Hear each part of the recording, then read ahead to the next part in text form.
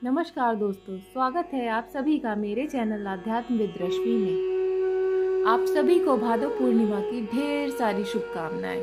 इस दिन व्रत रखने से जीवन में सुख समृद्धि आती है और सारे दुख दूर हो जाते हैं। भाद्रपद पूर्णिमा के दिन उमा महेश्वर व्रत रखा जाता है।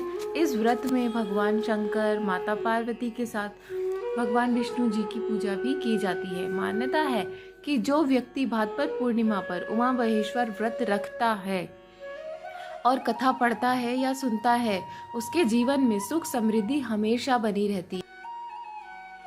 भाद्रपद पूर्णिमा पर उमा महेश्वर व्रत रखा जाता है। साथ ही इस दिन चांद को अर्घ भी दिया जाता है। आइए इसकी कथा का श्रवण करते हैं। एक बार की बात है, महर्षि दुर्वासा भगवान शंकर से भेंट करके लौट रहे थे। तभी उनकी मुलाकात भगवान विष्णु से हो गई।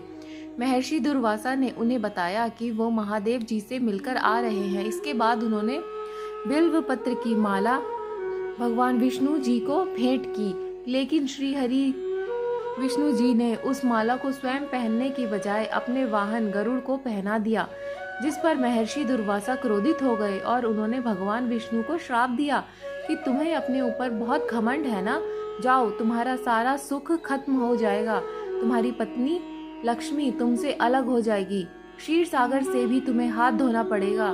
ये सुनने के बाद भगवान विष्णु जी ने महर्षि दुर्वासा को प्रणाम करते हुए इस श्राप से मुक्त होने का उपाय पूछा।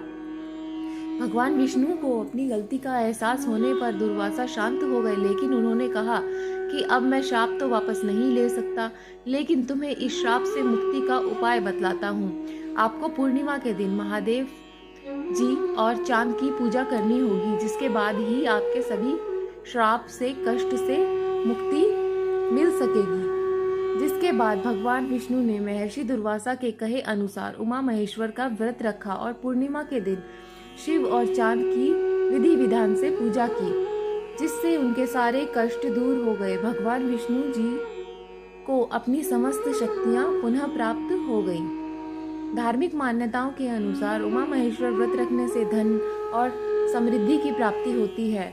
साथ ही ये व्रत जीवन में संतुलन और शांति बनाए रखने में भी मदद करता है। इस व्रत को रखने से शारीरिक और मानसिक शक्ति बढ़ती है।